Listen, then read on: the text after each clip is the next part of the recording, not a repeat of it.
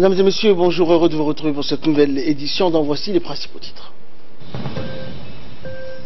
Le président Ismaël Omar Guelleh a condamné aujourd'hui avec force la tentative d'attentat contre le Premier ministre éthiopien Addis Abeba lors d'un meeting. La directrice exécutive de l'UNICEF effectue une visite de travail donc à Djibouti. Plus de 400 migrants ont été secourus au large de l'Espagne.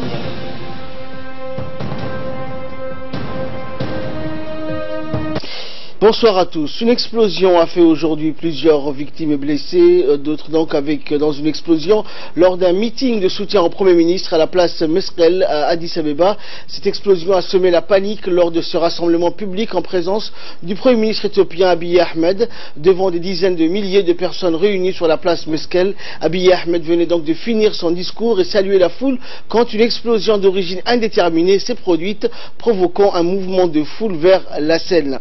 Pour nous en parler donc, Ali Abdillahi, bonsoir. Bonsoir Ahmad. Effectivement, donc le Premier ministre éthiopien a manqué une tentative, donc manqué de forces qui ne veulent pas d'une Éthiopie unie. Le Premier ministre donc a précipitamment quitté le lieu. Abiy Ahmed n'a pas désigné des responsables pour cette explosion. Il a ajouté que l'amour gagne toujours. Tuer les autres est une défaite. En apprenant cette triste nouvelle, le chef de l'État, Ismaël Omar Guelleh, a tout de suite envoyé un message de soutien au Premier ministre éthiopien Abiy Ahmed. Dans son message, le président Guelleh a condamné avec force la tentative d'attentat contre le Premier ministre éthiopien. Le chef de l'État djiboutien donc a adressé un communiqué envoyé à la presse lors de cette tentative d'attentat dirigée contre le Premier ministre éthiopien, alors que ce dernier donc vient de terminer ce samedi matin un meeting public sur la célèbre place Meskel d'Addis Abeba. Dans son communiqué, le président de la République a déclaré, je cite, « Nous condamnons avec la plus grande fermeté la tentative d'attentat dirigée contre la personne du Premier ministre éthiopien Abiy Ahmed Ali. Cette tentative d'attentat a poursuivi le président Guelleh dans son télégramme porte probablement Ahmed la signature du groupuscule qui veulent donc s'opposer aux réformes audacieuses de développement et de renforcement de l'unité nationale initiées par le Premier ministre éthiopien Abiy dès sa prise de fonction à la tête du gouvernement de la République démocratique et fédérale d'Éthiopie. Enfin, le chef de l'État djiboutien a terminé son communiqué par un message de soutien force au Premier ministre et à la politique de réforme que ce dernier a engagée à la tête de son pays. Nous réaffirmons donc à clos le message du chef de l'État, notre attachement à la stabilité de l'Éthiopie, partenaire stratégique Ahmad pour le développement économique de la région. Merci Ali pour cette analyse. La campagne Djibouti Ville Propre se poursuit donc. Aujourd'hui, une délégation du comité exécutif du RPP dirigée par le secrétaire général Ilyas Moussa Daoualé, accompagné d'or par Gouar Hamadou, secrétaire national, et Diri Hachi et Suleiman Daher, était à Balbala pour le lancement de cette campagne destinée à fêter dignement le 41e anniversaire de l'indépendance, lancée hier par le Premier ministre Abdelkader Kamil, également vice-président du parti RPP, à la place Mahmoud Harbi. La seconde journée du programme donc Djibouti Ville Propre s'est déroulé ce matin à Balbala et a vu la participation des leaders communautaires, dont la secrétaire générale de l'INFD Fatouma Moussa, du président de la commune, des présidents des annexes RPP de Balbala et de la présidente donc de l'annexe RPP de Ouahlida Mariane Ali, ainsi que de nombreux militants du parti RPP et des représentants de la société civile. Tous étaient donc enthousiastes à participer donc à cette action communautaire destinée à célébrer dignement la fête de l'indépendance. Les responsables ont pris la parole pour demander à l'ensemble de la population de participer donc à ces activités de propreté qui doivent être pérennisées à l'avenir pour garder une bonne image de la capitale. Désormais, les personnes responsables de la dégradation de l'environnement vont verser donc une amende et seront sanctionnées par les sanctions prévues par les autorités. Et pour sa part, le secrétaire général du RPP, Ilyas Moussa Daoualé, a demandé à ce que les actions de propreté continuent à l'avenir pour le bien-être des Djiboutiens vivant dans la capitale. La population djiboutienne doit s'engager aux côtés des autorités pour garder une bonne image de la capitale, même après les fêtes de l'indépendance. À l'instar de la capitale, la région de l'Unité est en pleine préparatif donc pour célébrer avec faste le 41e anniversaire de l'indépendance de Djibouti. En effet, le préfet de la région de l'Unité, Mohamed Cheikhou, a lancé les travaux donc de réhabilitation de la place de l'indépendance devant la préfecture où seront célébrées la fête de l'indépendance. Les gros engins, les ouvriers sont en action pour réhabiliter cette place importante pour le cérémonie. En vue donc de la célébration de cette fête, les artères principales du chef-lieu de la région de Dikil sont dégagés et les murs des façades de la ville de l'Unité sont badigeonnés aux couleurs du drapeau donc qui vont également flotter au-dessus des institutions administratives. La population de Dikil est aussi engagée aux côtés de la préfecture des festivités donc du 40e anniversaire de l'accession de notre pays à la souveraineté nationale qui sont prévues pour le 26 et 27 juin prochain. La cérémonie va regrouper l'ensemble des forces vives dont des associations des femmes et des jeunes, des autorités locales de la région de l'Unité, des parlementaires et élus de la région ainsi qu'un représentant du gouvernement. Dans le cadre donc des efforts menés par la coalition de soutien de la légitimité au Yémen, une réunion du Conseil des ministres de la communication des pays membres de la coalition s'est tenue le 23 juin à Djeddah. La République de Djibouti a été représentée par une délégation conduite par le ministre de la communication chargé des postes et télécommunications, Abdi Youssouf Sougué. L'ordre du jour est porté donc sur les questions suivantes: développer des mécanismes et plans de médias pour les pays de la coalition. Pourquoi dévoiler la lutte donc contre l'infiltration iranienne au Yémen et dans la région, soutenir les médias légitimes du gouvernement yéménite pour affronter la machine médiatique des Houthis et mise en place d'un mécanisme commun pour coordonner les discours médiatiques des pays de la coalition et développer des canaux de coopération afin d'assurer une efficacité et l'établissement d'un système d'information entre les organes de médias des pays de la coalition. Une délégation conduite par le ministre du Travail chargé de la réforme de l'administration, Hassan Idriss Samrié, donc participe depuis le 22 juin au Forum des Nations Unies pour le service public à Marrakech, au Royaume du Maroc. Le thème de cette année, donc, transformer la gouvernance pour les réalisations des objectifs de développement durable. L'objectif principal étant de présenter les diverses approches institutionnelles conduites donc par les États membres pour promouvoir les modalités de travail collaboratif et l'intégration des politiques publiques. À cet effet, le ministre du Travail djiboutien n'a pas manqué de présenter tous les efforts accomplis depuis 2012 par la République de Djibouti, notamment en matière de réforme d'administration et la modernisation des capacités des services publics, la relance des cartes de formation, mais également la mise en application de la déclaration des services aux citoyens dans pratiquement 12 ministères et la médiature. La directrice exécutive donc de l'UNICEF, Henrietta Holzman, est en visite de travail à Djibouti. Dans le cadre de la visite, donc, a visité ce matin le centre d'action sociale et d'autonomisation des femmes, connu de son acronyme le CASAF. Accueillie de son arrivée donc par la ministre de la Femme et de la Famille, Oumy Ahmed, la directrice a fait donc une visite guidée des locaux donc du centre et dédiés à la formation des jeunes djiboutiennes afin de leur permettre d'acquérir une certaine autonomie. Ensuite, sous les pas de la directrice de ce centre, Roda Ahmed de Halé, la directrice donc exécutive de l'UNICEF, a d'abord visité la pépinière où des jeunes filles exercent les métiers de couture, de coiffure, non seulement, mais également de la cuisine et pâtisserie. Cette visite donc de la première dame du Zanzibar s'est poursuivie dans les ateliers de couture, de coiffure, d'informatique, d'audiovisuel et de cuisine de la CASAF, où des dizaines de jeunes filles acquièrent un savoir-faire qui leur donne les clés d'un avenir plus sûr.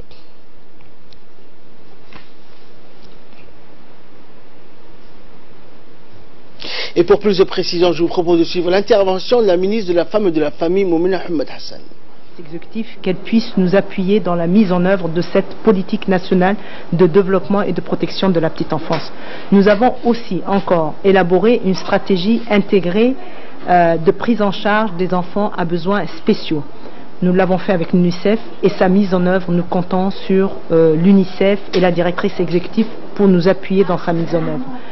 Nous avons, concernant les MGF, j'en ai pas parlé dans mon intervention, mais nous avons élaboré avec l'UNICEF, on a révisé la stratégie de MGF.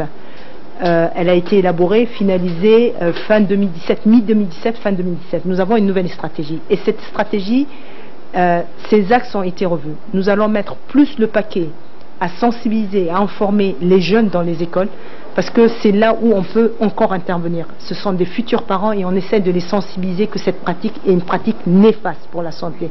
Donc nous avons introduit dans le curricula de formation des matières de sciences et de la vie la thématique des MGF. Donc nous allons sensibiliser les jeunes dès l'âge de 14 ans, 15 ans sur les MGF pour qu'eux ne pratiquent pas cet acte-là sur les enfants. Nous avons une stratégie et nous demandons à l'UNICEF de nous appuyer dans sa mise en œuvre. Ça, c'est la première chose. Nous avons introduit le thème des MGF dans les écoles. Et la troisième chose, nous allons réaliser aujourd'hui une étude pour savoir la prévalence des MGF, parce qu'il n'y a jamais eu d'étude. Ce sont des extrapolations. On va voir, et j'espère, et j'ose espérer que la prévalence sera très très basse. Et après sa visite du centre CASAF, la directrice exécutive de l'UNICEF a visité le guichet social à proximité de l'arrondissement 5 de Balbala du secrétariat d'État aux affaires sociales. Et dès son arrivée, donc, la secrétaire d'État aux affaires sociales, Bouna Ousmane Aden, au sein du guichet social avec la directrice exécutive de l'UNICEF, ont effectué donc une visite de travail au sein de ce guichet social. Et ce donc en présence de la secrétaire d'État Bouna Ousmane Aden, la directrice exécutive de l'UNICEF, des hauts cadres du secrétariat d'État, des représentants du PAM, des travailleurs sociaux au sein de ce guichet, ainsi que plusieurs autres bénéficiaires de la société civile. La secrétaire d'État aux affaires sociales a donné donc des explications sur le fonctionnement des guichets sociaux, ce centre d'écoute, d'accueil, d'orientation et d'accompagnement de la population vulnérable dont la société a pour différentes missions, notamment de mener des enquêtes, d'enregistrer des doléances et à l'enrôlement biométrique avec l'équipe du registre social présent dans ce guichet. Ensuite, la secrétaire d'État aux affaires sociales s'est entretenue avec la directrice au sein de son cabinet ministériel en présence de plusieurs directeurs et chefs de service du département que compose le secrétariat d'État aux affaires sociales.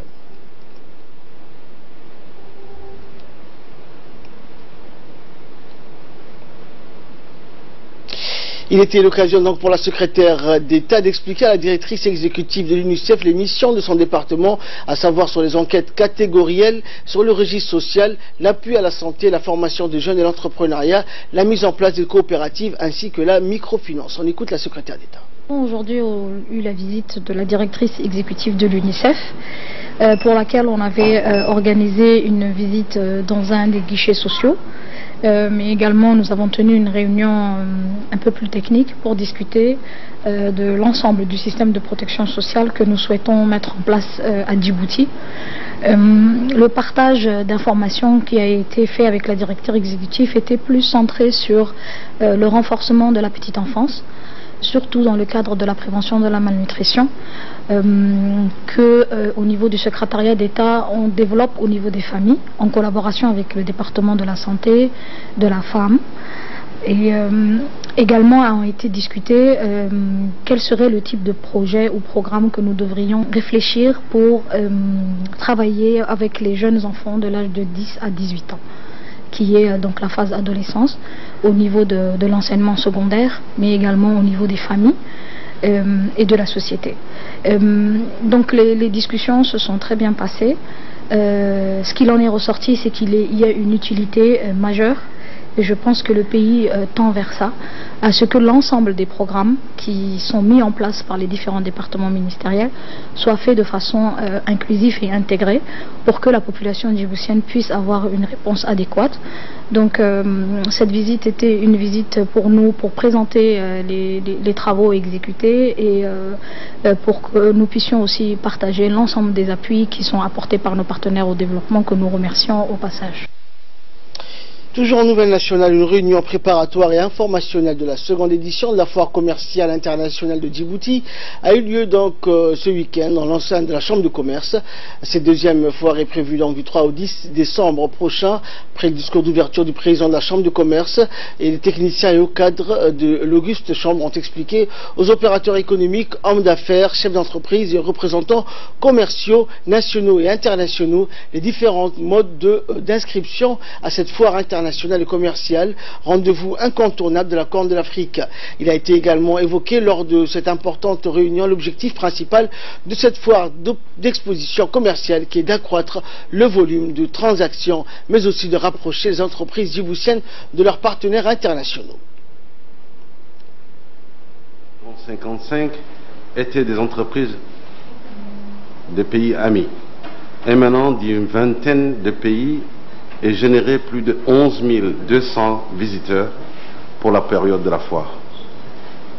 Intitulée Djibouti, porte d'entrée vers l'Afrique, la première foire internationale a été une excellente occasion pour les entreprises présentes de développer leur réseau d'affaires et d'élargir leur portefeuille de clients. En effet, pour célébrer les 110 ans d'existence de cette institution, les élus et moi-même avions souhaité organiser, au-delà des festivités, des événements de promotion des entreprises, d'animation de la place commerciale djiboutienne. L'Union de la presse francophone de Djibouti donc, a organisé jeudi dernier au Centre technologique et pour l'innovation et le développement, le CTID, une cérémonie de remise de cartes de presse UPF à ses membres. Une dizaine de membres de l'UPF donc Djibouti ont reçu leur carte des mains du président de l'association donc de l'Union de cette organisation, Kendid Ibrahim, et le directeur du CTID, Samatar Abdi. À cette occasion a été lancée aussi une future collaboration entre le CTID et l'UPF Djibouti en vue de former donc les professionnels des médias djiboutiens sur les nouvelles technologies de l'information et de la communication. Rappelons que la carte de presse UPF facilitera le travail des professionnels des médias djiboutiens ici à Djibouti, mais aussi dans leurs déplacements dans les pays étrangers.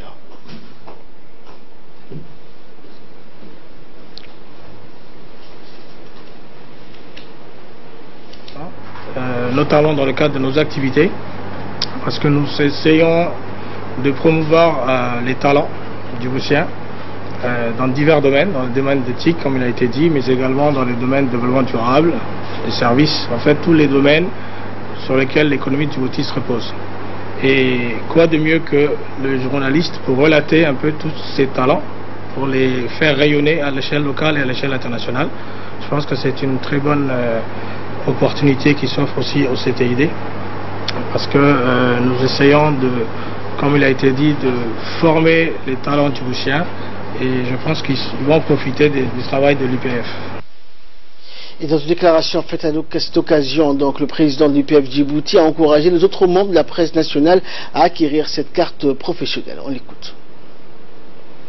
Donc c'est une cérémonie et la première du genre qui va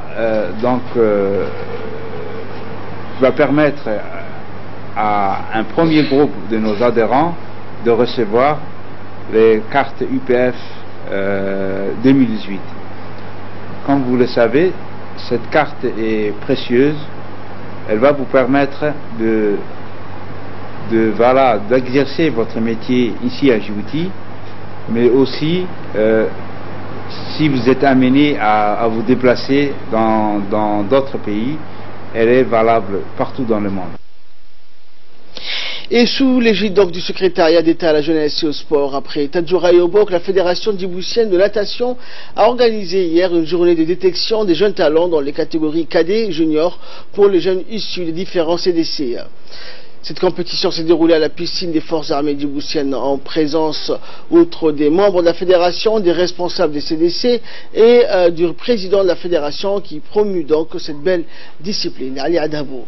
La journée donc s'est clôturée par la remise des trophées pour les vainqueurs et le président de la fédération djiboutienne de natation a tenu à remercier le secrétaire d'État à la jeunesse et au sport et le comité national olympique et sportif djiboutien ainsi que les forces armées djiboutiennes pour leur appui et leur collaboration, et que par ailleurs la natation est un sport complet qui est pratiqué par la grande majorité de la population djiboutienne et connaîtra une belle ascension après l'ouverture prochaine de la piscine olympique. Lieu à Tadjoura et Obok, une journée de détection des cadets et des juniors ont eu lieu aujourd'hui à la piscine des forces armées djiboutiennes. Nous félicitons l'ensemble des candidats qui se sont présentés, particulièrement les CDC des quartiers 3, quartier 4 et des stades et des quartiers 7 bis d'avoir massivement participé. Et à l'instar du reste du monde, la République de Djibouti a célébré le 20 juin dernier la journée mondiale des réfugiés à Obok, plus précisément au camp Markazi. Cette année, le thème retenu donc était « Être avec les réfugiés ». En cette journée dédiée donc aux réfugiés, la population, les autorités d'Obok qui accueillent donc ces réfugiés, les réfugiés yéménites qui ont participé en masse à la fête organisée en leur honneur à l'occasion de la journée mondiale des réfugiés, des chants et danses traditionnelles, mais aussi des sketchs et des messages de remerciement des représentants des réfugiés ont été adressés au président et au peuple djiboutien et à la population obokoise pour l'accueil et la solidarité envers les réfugiés installés au camp Markazi d'Obok.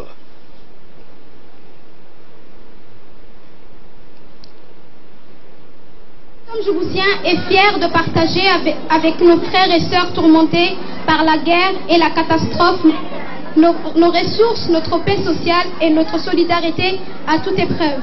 Pour notre part, on reste persuadé que nous serons toujours des acteurs majeurs dans le travail noble d'accueil et de reprise en charge des réfugiés. Je souhaite une excellente journée à nos amis réfugiés. Je leur représente mes vœux les plus chers pour un avenir plus serein, sous auspice de paix, de sécurité, de prospérité, ici, partout, ailleurs, à travers le monde.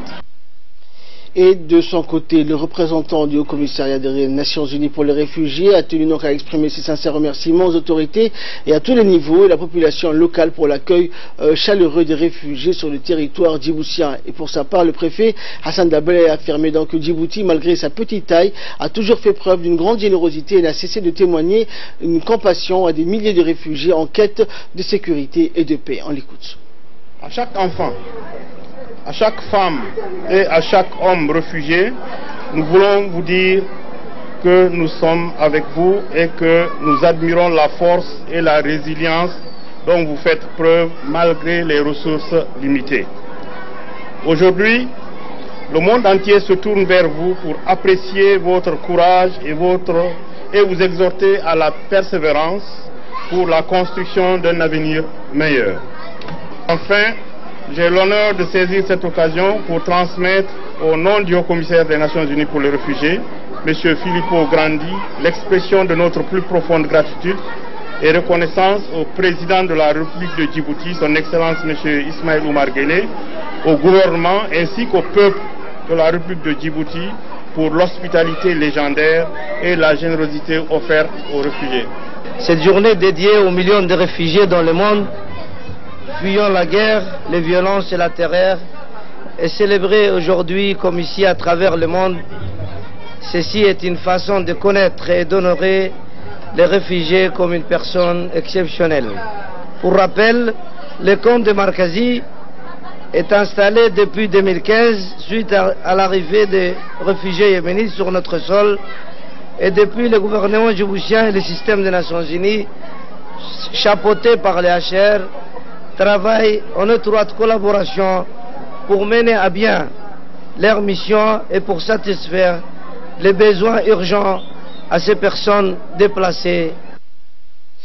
Et l'état d'avancement donc de la construction de Gadile Palm Beach, plus grand investissement donc jamais réalisé dans les régions de notre pays, et satisfaisant donc pour les autorités de Tadjoura et son promoteur au bord de la mer. Les constructions sont visibles et se dressent majestueusement sur tout le long de l'ancien aéroport de Tadjoura à l'embouchure de l'ouest Marsaki.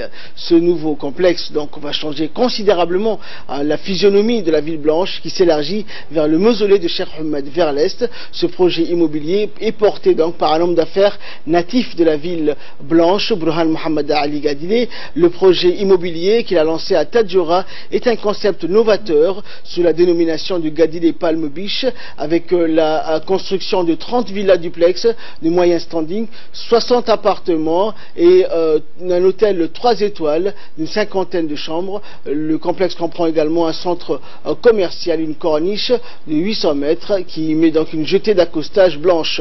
Le préfet Abdelmalik Mohamed et le président du conseil régional Omar Hussein encouragent cette initiative réalisée et portée par un homme d'affaires natif de la ville blanche. Ils lui ont fait part donc de leur grande satisfaction et leur assuré de leur soutien total. L'homme d'affaires a assuré ces derniers de prendre en considération leurs préoccupations et s'est engagé à poursuivre ses efforts dans le sens de l'intérêt général pour la région de Tadjoura. Et de là, nous passons à l'actualité internationale et régionale avec Fardous Hussein. Bonsoir Fardous. Bonsoir. Alors au Yémen, toujours Fardous, Hudayda redoute une crise humanitaire et en particulier le choléra. Et oui, Ahmed, alors que les combats et les raids aériens se poursuivent autour de Hudayda, les hôpitaux ont de plus en plus de difficultés à affronter la situation, les médicaments manquent. La coordinatrice humanitaire de l'ONU sur place, Lise Grandet, craint une épidémie de choléra. L'aide humanitaire, elle, est aussi empêchée d'arriver. Or, le pays dépend à 90% d'importation pour sa nourriture, 70% d'entre elles passant par cette ville portière de l'ouest du pays, située sur les rives de la mer Rouge. Les forces gouvernementales ont engagé le 13 mai dernier une offensive dans cette province contre les rebelles Houthis. Leur objectif est de retrouver le contrôle de cette ville stratégique de 600 000 habitants. Ils en ont donc il y a 2 jours repris le contrôle. Selon les Nations Unies, le Yémen connaît la pire crise humanitaire du monde avec des millions de personnes au bord de la famine depuis 2015. Et au Nigeria, inquiétude sur le retour des déplacés de Boko Haram. Et oui, Ahmed, alors que les autorités nigérianes encouragent les civils déplacés par la guerre contre Boko Haram à rentrer chez eux, les humanitaires s'inquiètent pour leur sécurité dans le nord-est du Nigeria, toujours très instable, où les attaques sanglantes restent quotidiennes. En avril dernier, quelques 1200 déplacés d'Alori, une petite localité de Borno, avaient déjà rejoint Bama, mais ces retours massifs suscitent des vives inquiétudes alors que les insurgés continuent à semer la terreur, attaquant villages, villes, malgré le déploiement de l'armée dans la région. Et enfin, plus de 400 migrants ont été secourus au large de l'Espagne. Et oui, Ahmed, à la veille d'un mini-sommet sur la crise demain, donc à Bruxelles, sur la question de l'accueil de migrants, 3 opérations menées samedi au large des côtes espagnoles ont permis de secourir 418 migrants entassés à bord de 15 embarcations.